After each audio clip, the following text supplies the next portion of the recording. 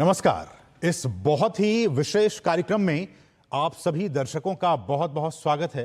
मैं हूं असीम मिश्रा और आज पूरा देश राष्ट्रपिता महात्मा गांधी को याद कर रहा है और इस मौके पर प्रधानमंत्री नरेंद्र मोदी ने आज स्वच्छ भारत मिशन की शुरुआत के 10 साल पूरे होने पर एक खास कार्यक्रम में हिस्सा लिया।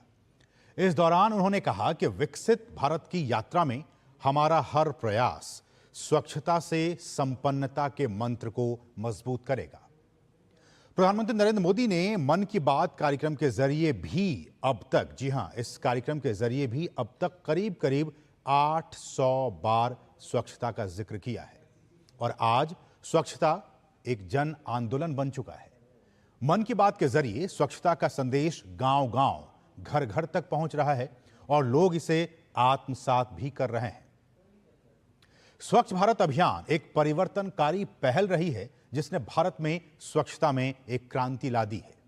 तो आज के इस विशेष अंक में हम इस बहुत ही महत्वपूर्ण विषय के तमाम पहलुओं पर विस्तार से चर्चा करने वाले हैं। हमारे साथ भरत लाल जी हैं जो कि महासचिव हैं एनएचआरसी से और साथ ही साथ मिशन डायरेक्टर हैं जल जीवन मिशन के। सर, आपका बहुत बहुत स्वागत इस खास कार्यक्रम में। नमस्कार। शुरुआती प्रतिक्रिया भरत सर आपसे कि जिस तरह से हमने कहा और आपने देखा भी कि जो प्रतिक्रियाएं लोगों की आ रही हैं, आम लोग हैं, हमारे आसपास के लोग हैं और कह रहे हैं कि कूड़े का ढेर था वो अब खत्म हुआ। बीते 10 वर्षों में जो भारत की छवि है वो एक निखर कर सामने आई है। प्रधानमंत्री ने आह्वान किया था, मुझे याद है, 2014 में मन की बात कार्यक्रम के जरिए और अब ये व्यवहार परिवर्तन में बदल चुका है, एक जन आंदोलन बन चुका है। आपकी प्रतिक्रिया? सबसे पहले मैं आपको और देशवासियों को गांधी जयंती के शुभ अवसर पे अपने हार्दिक बधाई देता हूं। गांधी जी का ये 155वां जन्म दिवस है और सबसे बड़ी बात यह है कि ये स्वच्छता अभियान का 10 साल पूरे हुए हैं जी। जैसा कि हम सभी लोग जानते हैं कि शुद्ध पेयजल और स्वच्छता मानव जीवन के लिए बहुत ही ज़रूरी है, चाहे वो उसके अच्छे स्वास्थ्य के लिए हो, चाहे अच्छे इकोनॉमिक डेवलपमेंट के लिए हो, चाहे वो उसकी लॉन्ग लाइफ के लिए हो, चाहे बच्चों को ज़िंदगी को बचाना हो, उनके अच्छे स्वास्थ्य को रखना हो। स्वच्छता के बगैर कुछ भी नहीं हो सकता है और मानवाधिकार के दृष्टि से पेयजल और स्वच्छता जो है एक बहुत ही बेसिक जो है ह्यूमन राइट है, बेसिक नीड है और बेसिक ह्यूमन राइट है। और इस बात के लिए माननीय प्रधानमंत्री जी को हम सभी लोग बहुत ही ग्रेटफुल हैं कि उन्होंने प्रधानमंत्री बनने के बाद अपने पहले स्वतंत्रता दिवस के भाषण में लाल किले से उन्होंने स्वच्छता की बात की, जो अपने आप में एक अभूतपूर्व बात थी। और उसके बाद जो है 2 अक्टूबर 2014 को ये स्वच्छ भारत मिशन की शुरुआत की गई। इसका उद्देश्य ये था कि जो उस समय करीब करीब 60% से ज़्यादा लोगों को खुले में शौच के लिए जाना पड़ता था, हमारी माँ और बहनों को, बेटियों को गाँव में अंधेरा होने का, रात्रि होने का इंतज़ार करना पड़ता था, उनके लिए सबसे पहली ज़रूरत थी कि टॉयलेट की व्यवस्था की जाए जिससे कि उनको डिग्निटी भी मिले और सेफ्टी और सिक्योरिटी भी मिले। तो स्वच्छ भारत मिशन को 2014 से 2019 तक जो मेन फोकस था वो था कि हर गांव में, हर घर के लिए, हर परिवार के लिए एक शौचालय की व्यवस्था हो जिससे कि हमारी माँ, बहनें, बेटियाँ वो उनको तकलीफ ना हो। और दूसरा सबसे ये था कि पर्यावरण की पूरे जो, क्योंकि पानी जो शुद्ध पानी मिलता है वो वहीं से मिलता है, ज़मीन से आप उसको इकट्ठा करते हैं, तो ओपन डिफिकेशन को बंद कराना था। और मुझे इस बात की बहुत खुशी है कि उस दरमियान करीब करीब 5 साल में 11 करोड़ से ज़्यादा टॉयलेट बनाए गए। प्रधानमंत्री जी ने, जैसा आपने बताया, कि उन्होंने हर मन की बात में, हर प्लेटफॉर्म पर स्वच्छता की बात किया, टॉयलेट की बात किया। और जो देश में उस समय जो जितने परिवार थे वो 39% जो घरों में टॉयलेट की व्यवस्था थी उससे 100% घरों में टॉयलेट की व्यवस्था की गई।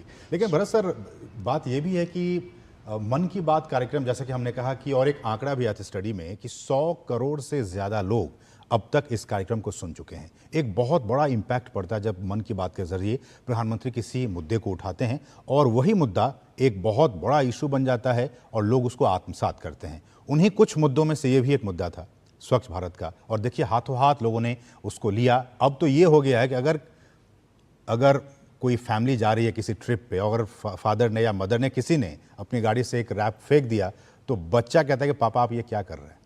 तो ये बच्चों में भी समझ डेवलप हो गई इस कार्यक्रम के जरिए और पेरेंट्स में भी और पूरे समाज में भी। ये जो एक व्यवहार परिवर्तन हुआ, इसको आप कैसे देखते हैं? जैसा कि प्रधानमंत्री जी ने कहा है कि ये पूरे विश्व का सबसे बड़ा बिहेवियरल चेंज प्रोग्राम है, लोगों की आदतों को बदलना। हजारों साल से लोग जो है खुले में शौच करते आए हैं, जिसकी वजह से गंदगी होती है, पानी के स्रोत गंदे होते हैं। प्रधानमंत्री जी ने इसका बीड़ा उठाया है कि मैं इसकी बात करूंगा और जन जन में, जय के आदमी में इसके बारे में जो है जागरूकता पैदा करूंगा। उसका नतीजा ये हुआ कि उन्होंने सब लोगों को इसमें शामिल किया, सबका साथ सबका विकास। सब लोगों को, गांव के चाहे वो लोग हों, पंचायत के लोग हों, एनजीओ हों, चाहे इस प्रबुद्ध लोग हों समाज के, सबको उन्होंने शामिल किया कि भाई स्वच्छता जो है एक जन आंदोलन है। और उसका नतीजा ये हुआ कि पिछले 10 वर्ष, और उन्होंने खुद इस चीज़ को किया, जहाँ जहाँ भी उनको मौका मिला वो खुद भी सफाई खुद करके दिखाते थे, खुद ही झाड़ू लगाते थे। आपने देखा होगा कि वो कोस्ट पे गए, अगर मान लिया इवन कहीं प्रोग्राम में भी गए और उस दिन सुबह सुबह वो वॉक कर रहे हैं या अपनी एक्सरसाइज करने के लिए गए, तो वहाँ पे भी उन्होंने सफाई का काम किया। तो उन्होंने खुद एक आदर्श प्रस्तुत किया। आपको याद होगा कि कुंभ मेला में 2017 में जो कुंभ मेला हुआ था, उन्होंने वहाँ पे इतना बड़ा जो है सफाई का किया, और वहाँ पे जो सफाई में लोग इन्वॉल्व थे उनका पैरों को धो करके उनको सम्मान दिया। तो उन्होंने एक समाज के लिए जो स्वच्छता में जो लोग इन्वॉल्व हैं उनके लिए उन्होंने एक उदाहरण प्रस्तुत किया कि वो देश का बहुत बड़ा काम कर रहे हैं, देश निर्माण का काम कर रहे हैं। और इसकी वजह से जो स्वच्छता में लोग इन्वॉल्व थे उनको बहुत प्राइड मिली। क्योंकि सर आप जल जीवन मिशन के साथ भी जुड़े रहे हैं, ऐसे में जब स्वच्छ जल की बात आती है, पेयजल की बात आती है, और एक तरफ हम बात कर रहे हैं कि स्वच्छ भारत की, तो स्वच्छ भारत बनेगा तभी स्वच्छ जल भी उपलब्ध हो पाएगा। क्या कोरिलेशन देखते हैं दोनों में? देखिए, भारत एक ऐसा देश है जिसमें कि वर्ष में 15 से 20 दिन, कुछ जगहों पे 25 दिन बरसात होती है जी। और उस बरसात में जो पानी इकट्ठा किया जाता है उसी से आप पूरे साल भर पानी पी सकते हैं। इस पानी को जो इकट्ठा किया जाता है उसको 2 तरह से किया जा सकता है। ज़मीन के ऊपर मीन्स की तालाब हैं, लेक्स हैं और रिजर्वायर हैं, और फिर एक्विफर में रिचार्ज करके नीचे जो है ज़मीन के नीचे पानी को इकट्ठा किया जा सकता है। अब इमेजिन करिए कि अगर पानी जो हो इकट्ठा किया गया, बरसात का पानी मूलतः शुद्ध होता है, अगर वायु आपकी शुद्ध है तो पानी शुद्ध होता है। अगर वो ओपन डिफिकेशन में लोग खुले में शौच कर रहे हैं तो जो पानी आप इकट्ठा होगा उसमें शौच भी शामिल होगा, तो वो पानी गंदा होगा। अब इस पानी को आप इकट्ठा करेंगे और इस पानी को अगर अपने एक्विफर में नीचे, ज़मीन के नीचे इकट्ठा करेंगे तो हमारा एक्विफर गंदा होगा और हमारे जितने पानी के स्रोत हैं वो गंदा होगा। तो इसके लिए अगर शुद्ध पानी देना है तो पानी की जो सफाई पे जो काम करना पड़ेगा, उसके ट्रीटमेंट पे काम करना पड़ेगा, उसकी कॉस्ट भी बहुत आएगी और बहुत ज़्यादा उस पर खर्च होगा।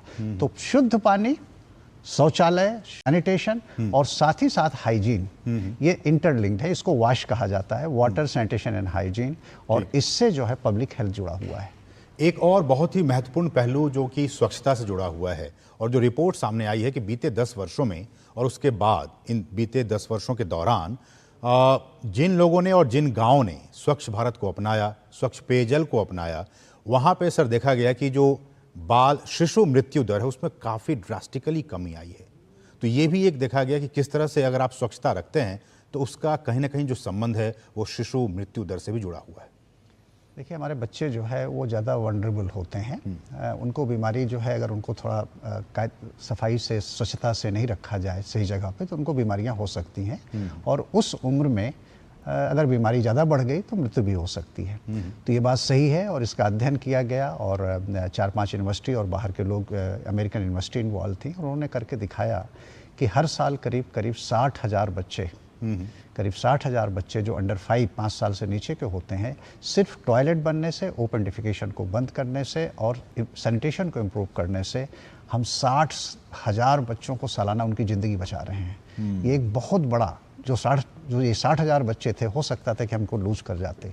तो इस प्रोग्राम की वजह से जो सबसे बड़ा फ़ायदा ये हुआ है कि इन बच्चों का जीवन बचा है। नंबर 2, उससे भी बड़ा एक फ़ायदा और भी ये हुआ कि जो बच्चे हैं जिनको बार बार बीमारियां होती थी, जिसकी वजह से स्टंटिंग होती थी, उनकी ग्रोथ जो है कम होती थी, उसमें भी सुधार आया है। तीसरी बात यह है कि हमारी जो माँ बहनें हैं उनके पास अब टाइम है, वक्त है, उनके पास जो है सुरक्षा का माहौल है और वो अपना काम अच्छे से कर रहे हैं। इसका एक और इम्पैक्ट और जो मैं पहलू कहूँ भरत सर, वो ये कि जैसे हमने कहा कि सोशियो इकोनॉमिक, तो हमने सोशल पे बात की, सामाजिक बदलाव आया, शिशु मृत्यु दर में कमी आई, लेकिन इसका जो इकोनॉमिक एस्पेक्ट है कि पहले जब बच्चे या कोई बीमार पड़ते हैं अभी भी, तो बहुत जो गाढ़ी कमाई वो आप चली जाती है उसकी देखभाल में, उसके दवा दारू में। लेकिन अब जबकि इससे लोग अब स्वस्थ हो रहे हैं, मृत्यु दर में कमी आई है, तो लोगों के पैसे भी बचत हो रहा है और उससे वो कुछ अच्छी चीज़ें और अच्छे कामों में लगा पा रहे हैं। यूनिसेफ ने एक अध्ययन किया है और जो आपने जो बात कही बिल्कुल सही बात है कि लोगों को जो घरों में जब बीमारियां होती हैं और बच्चे की बीमारी में खास करके और महिलाओं की बीमारी में, तो इस प्रोग्राम की वजह से और सैनिटेशन इम्प्रूव होने की वजह से, टॉयलेट की व्यवस्था होने की वजह से हर साल करीब करीब 50,000 रुपये प्रति परिवार, दरेक परिवार को 50,000 रुपये की बचत हो सकती है। 50,000 रुपये। और इसको इस तरह से देखिए कि पूरे देश में करीब करीब 19 करोड़ 30 लाख परिवार हैं, रूरल एरिया में घर हैं, और उन करीब करीब 19 करोड़ 30 लाख घरों में शौचालय की व्यवस्था हुई, उससे बीमारियां कम हुई, तो 60,000 बच्चों की मौत से बचत हो रही है और हर परिवार को 50,000 रुपये का फायदा हो रहा है। इसका मतलब ये हुआ कि फेज 1 में करीब सरकार ने करीब 1 लाख करोड़ रुपए का खर्च किया और उसमें 11 करोड़ टॉयलेट बने गए। अब उसका फायदा अगर आप डायरेक्ट दिखाना चाहते हैं तो आप देखिए कि हर परिवार को हर साल 50,000 रुपए का फायदा हो रहा है, बिल्कुल, और बच्चों की जान बच रही है। तो ये बहुत ही महत्वपूर्ण पहलू है कि देखिए किस तरह से जो सामाजिक परिवर्तन, व्यवहार परिवर्तन, ये सारी चीज़ें तो हो ही रही हैं, साथ ही साथ इकोनॉमिक जो एस्पेक्ट है वो भी कहीं ना कहीं मजबूत हो रहा है, आर्थिक तौर पर भी वो काफ़ी मजबूत हो रहे हैं, कुछ पैसे की बचत कर पा रहा है ताकि वो अपने भविष्य के लिए, अपनी कुछ अच्छी ज़रूरतों के लिए उस पैसे का वो इस्तेमाल कर सके। पहले जो भारत की छवि थी, जो यहाँ विदेशी टूरिस्ट आते थे और वो जो एक छवि लेके जाते थे कि भाई बहुत गंदगी है यहाँ पे, आप कैसे घूम सकते हैं, कैसे टूरिस्ट प्लेस पे जा सकते हैं, लेकिन अब स्थितियां बदल गई हैं। अब काफ़ी तादाद में जो रिपोर्ट्स आई हैं, जो विदेशी मेहमान हैं वो आते हैं और काफ़ी तारीफ करके यहाँ से जाते हैं। ये जो परिवर्तन आया, इसे आप कैसे देखते हैं? देखिए, चाहे वो आम जिंदगी जीने के लिए हो या टूरिस्ट जो हमारे आते हैं उनके विजिट करने के लिए हो, अगर साफ सफाई नहीं है तो शायद आगे जीवन बढ़ नहीं सकता है। तो स्वच्छता का जो अभियान चलाया गया है, इससे ना ही परिवारों को और खास करके गांव में रहने वाले परिवारों और बच्चों को, महिलाओं को फायदा हुआ है, पर उनकी आर्थिक स्थिति पे इसका बहुत फर्क पड़ा है। हम सभी लोग वहीं बैठना चाहते हैं, वहीं जाना चाहते हैं जहाँ पे कि साफ सफाई हो, हम बीमार ना पड़ें। तो जो फॉरेन से, विदेशों से जो टूरिस्ट आते हैं और इवन देश के लोग भी जो शहरी क्षेत्रों से ग्रामीण क्षेत्रों में उन जगहों पे जा रहे हैं, उनको वहाँ पे साफ सुथरा माहौल मिल रहा है, गंदगी नहीं मिल रही है। तो दूसरी बात है कि टूरिस्ट भी प्रेरित होते हैं कि ये किसी तरह का कूड़ा या कचरा जो है वहाँ नहीं फेंकते हैं, और उनके भी स्वभाव में परिवर्तन आया है। दूसरी चीज़ है कि उनके बच्चे भी जो हैं, जो उनके साथ गए होते हैं, उनके अंदर एक लर्निंग होती है, वो सीखते हैं कि कैसे सफाई का एक माहौल बनाना है और ये रखना है। तीसरी चीज़ ये हो गई कि इसका एक सबसे बड़ा जो फ़ायदा ये हुआ कि गांव में जो ये परिवार हैं, इन्होंने अपने घर में जो है होम स्टे का जो है कॉन्सेप्ट शुरू किया कि अपने घरों को उन्होंने गेस्ट हाउस की तरह डेवलप किया और वहाँ पे मेहमानों को जो है वहाँ पे रखते हैं। तो हर परिवार की इनकम बढ़ी। मुझे याद है 2021 में, आज ही के दिन 2021 में माननीय प्रधानमंत्री जी ने पूरे देश पे एक संवाद किया था और वहाँ सभी महिलाओं के साथ, सारे लोगों के साथ वो जुड़े थे। तो उत्तराखंड में एक मसूरी और देहरादून के बीच में एक गांव है, तो वहाँ की पंचायत की जो मुखिया थी, उन्होंने बताया कि उन्होंने अपने गांव में पानी आने की वजह से और स्वच्छता होने की वजह से, उसके बाद उन्होंने अपने गांव में करीब करीब 20 या 22 परिवार ऐसे थे कि जिन्होंने अपने घर में ये होम स्टे का अरेंजमेंट किया और उनकी उससे इनकम बढ़ी, उनसे उनके जीवन में बहुत परिवर्तन आया। तो स्वच्छता का बहुत फर्क पड़ रहा है। सर, महिलाओं की बात आती है, महिलाओं के हक की बात आती है, उनके अधिकारों की बात आती है। आपने शुरू में ही कहा कि उनके अधिकारों, ये एक बेसिक राइट्स है, उनके मानवाधिकार हैं। ऐसे में महिलाओं की स्थिति में कितना बदलाव आया, उनके मानवाधिकारों को कितनी मजबूती मिली इस स्वच्छता अभियान से? देखिए, किसी भी महिला के लिए एक इमेजिन करिए कि उसको पीने के पानी के लिए 100 metre, 200 metre, 300 metre, 500 metre, 1 kilometre अगर जाना पड़ता है और अपने सिर पे पानी रख करके लाना पड़ता है, तो आई थिंक ये एक बड़ी मुश्किल की बात है। जी। दूसरी तरफ जब वो पानी के लिए जाती है तो उसके साथ उसकी बच्चियाँ, उसकी बेटियाँ भी जाती हैं। बिल्कुल।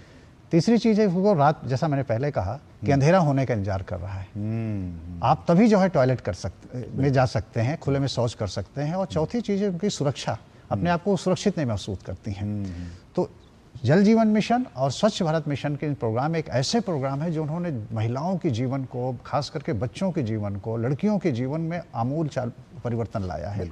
उनके पास समय है कि वो पढ़ाई लिखाई कर सकती हैं। महिलाएं जो हैं वो अपना समय जो है किसी और प्रोडक्टिव काम में लगा सकती हैं। और सबसे बड़ी बात है कि उनको इज्जत मिल रहा है। मुझे आज भी याद है, बहुत साल पहले की बात है, मतलब करीब 20-25 साल पहले की बात है कि मैं एक बार आगरा से दिल्ली आ रहा था हाईवे पे, और मुझे बड़ा देख करके बहुत उस समय दुख हुआ, तकलीफ हुई कि हमारी जो है बहनें जो हैं, माएँ जो हैं, रास्ते में रोड के किनारे जो है वो शौच करने के लिए बैठी हुई हैं, और हाई बीम जब होती तो वो खड़ी हो जाती हैं, और नीचे बीम होती तो बैठती हैं, मतलब जब भी गाड़ी आ रही है तो खड़ी हो जाती है। आई थिंक ये जो एक सबसे बड़ी शर्मिंदगी है उससे मुक्ति मिली है। ये सब बहुत जो सेल्फ रिस्पेक्ट या डिग्निटी है जो हमारी महिलाओं को, जो भारतीय महिलाओं को सेल्फ रिस्पेक्ट और डिग्निटी मिल रही है, आई थिंक मेरे हिसाब से ये बहुत ही इम्पॉर्टेंट है। और आप भी सर, हम सभी इस समाज में रहते हैं, कितनी आलोचनाएं हुई, आपको याद होगा प्रधानमंत्री ने भी कई बार जिक्र किया कि जब मैं लाल किले की प्राचीर से टॉयलेट की बात करता हूं तो लोगों को लगता है कि यार एक प्रधानमंत्री इस तरह की बातें कर रहा है। और देखिए इन बीते 10 वर्षों में कितना बड़ा बदलाव आया है। हालांकि ये पॉलिटिकल बातें हो सकती हैं, लेकिन इसका कितना दूरगामी इफेक्ट पड़ता है कि हर एक व्यक्ति के सोच में इसका बदलाव आया। आज भारत स्वच्छता की रैंकिंग में आगे बढ़ता जा रहा है। और सर मेरा सवाल ये कि अब तो एस्पिरेशनल डिस्ट्रिक्ट्स की बात हो रही है, स्वच्छता शहर की बात हो रही है, उसमें भी एक कंपटीशन का भाव देखा जा रहा है। प्रधानमंत्री ने कहा कि आप इंदौर ही क्यों बार बार नंबर 1 पे आए, आप बाकी शहर को भी ला सकते हैं। तो ये जो एक भावना है कॉम्पिटिटिवनेस की कि आप स्वच्छता में भी आप कॉम्पिटिटिव बनिए, आप प्रतिस्पर्धा कीजिए और उसमें नंबर 1 आइए, इससे सभी का फायदा होगा, वहाँ जो लोग रह रहे हैं उनका भी, और प्रशासन भी उसमें भागीदारी निभाएगी। देखिए, स्वच्छता को चाहे वो ग्रामीण क्षेत्र हो चाहे शहरी क्षेत्र हो, इसमें कोई शक नहीं कि पिछले 10 सालों में ये एक आंदोलन का रूप ले चुका है। कहीं पे कम ज़्यादा हो सकता है, जैसा कि आपने कहा कि कुछ शहर अभी भी जो है एक कंपटीशन की भावना में वो ऊपर नहीं आए हैं कि 1 नंबर पे या 2 नंबर पे 3 हो, पर हर जगह आए हैं। अगर इसको आप देखेंगे तो जो ये जैसे कम्युनिटी टॉयलेट है, आप देखेंगे कि आज देश में किसी शहर में जाइए, किसी टाउन में जाइए तो आपको जो है पब्लिक टॉयलेट या कम्युनिटी टॉयलेट मिलेगा। कचरा जैसे कलेक्ट करना है, करीब करीब 3900 जो टाउन है या सिटीज़ हैं, वहाँ अर्बन एरिया में भी ये कचरा जो है कलेक्ट हो रहा है, उसका सेग्रीगेशन हो रहा है, और उसमें जो है कचरा को कलेक्ट करके उसको व्हीकल पे ले जाया जा रहा है और कहीं पे उसको प्रोसेस किया जा रहा है। ये है करीब करीब 2.5 लाख व्हीकल इसमें इन्वॉल्व हैं। अगर आप ग्रामीण क्षेत्र देखिए तो करीब 5 लाख व्हीकल जो है गाँव में कचरा को इकट्ठा करके सेग्रीगेशन भी हो रहा है और उसको ले जा रहे हैं। पर यस, ये एक यात्रा है, आपने शुरुआत की है, इसको बहुत अभी आगे हमको लेके जाना है। तो मेरी जो अपील होगी अपने गांव और शहरों के लोगों से कि जो प्रधानमंत्री जी ने एक नारा दिया और कहते हैं कि ये हमारा स्वभाव और संस्कार दोनों होना चाहिए। इसका मतलब ये है कि स्वच्छता अभियान सिर्फ सरकार का काम नहीं है, मानवाधिकार के एंगल से अगर देखा जाए तो ये बहुत बेसिक अधिकार है। जहाँ अधिकार होता है वहाँ आपके कुछ कर्तव्य भी होते हैं, ड्यूटी भी होता है। जैसे आप कॉन्स्टिट्यूशन में जानते हैं, कॉन्स्टिट्यूशन में equality, justice, liberty, but fraternity की बात की जाती है, भाईचारे की बात की जाती है। तो हमको जो है एज ए नागरिक जो है हमें ये सोचना पड़ेगा कि हमारे दूसरे आदमी को, मेरे को कचरा फेंकने से, मेरे को गंदगी करने से दूसरा आदमी बीमार ना पड़े, उसका बच्चा बीमार ना पड़े। तो हर भारतीय को जो इस देश में रहते हैं या जो पर्यटक आते हैं उनको जो है स्वच्छता पे ध्यान देना होगा और इस चीज़ जिम्मेदारी के साथ काम करना। मैं एक छोटा सा और एक उदाहरण दूंगा कि आपने देखा होगा कि बहुत सी जगहों पे जो हमारे ये सीवरेज लाइन है, मैन होल्स हैं, उनको मैन होल बोला जाता था। स्वच्छता अभियान को शुरू करने के बाद और जो शहरी क्षेत्रों में उनको अब मशीन से जो है जो उसकी जो स्लज होती है उसको सफाई जो की जाती है उसको जब मशीन से किया जाता है, जबकि पहले हमने देखते थे कि बहुत से टाउन में, शहरों में लोग मैन होल में घुस करके साफ करते थे, उससे कितनी मृत्यु होती थी और मृत्यु भी होती थी। तो ये स्वच्छ भारत अभियान का एक फर्क ये भी पड़ा है कि हर जगह पे मैकेनाइजेशन हो रहा है, मशीन से इसकी सफाई हो रही है। और नेशनल ह्यूमन राइट कमीशन ने इसको जो है इस केस को लिया, हम इसको लगातार मॉनिटर कर रहे हैं। केंद्र सरकार से इसमें बहुत सहयोग मिल रहा है और राज्य सरकारें भी, टाउन भी, सिटीज भी इस पे काम कर रही हैं। आइडिया है कि इसको बिल्कुल बंद कराया जाए। तो सबसे बड़ी जो मेरी अपील होगी इस समय यह है कि हर व्यक्ति को, समाज के हर व्यक्ति को, चाहे वो सरकारी अधिकारी हो या कार्यकर्ता हो या आम नागरिक हो, स्वच्छता हमारे स्वभाव का और हमारे संस्कार का पार्ट है, इसलिए हम सबको शामिल होना। बिल्कुल। तो आपका स्वभाव भी होना चाहिए और आपका संस्कार भी होना चाहिए। आप खुद को, अपने आसपास को, गांव, शहर, गली को और देश को स्वच्छ बनाएं। तभी जब देश स्वच्छ बनेगा तभी देश स्वस्थ बनेगा और तभी देश समृद्ध बनेगा। तो इसी कामना के साथ बहुत बहुत शुक्रिया भरत सर, आप स्टूडियो में आए और इन तमाम विषयों पर बातचीत की विस्तार से, आपका बहुत बहुत शुक्रिया। तो इसके साथ ही इस विशेष कार्यक्रम में बस इतना ही। मुझे और हमारी पूरी टीम को दीजिए अनुमति। नमस्कार।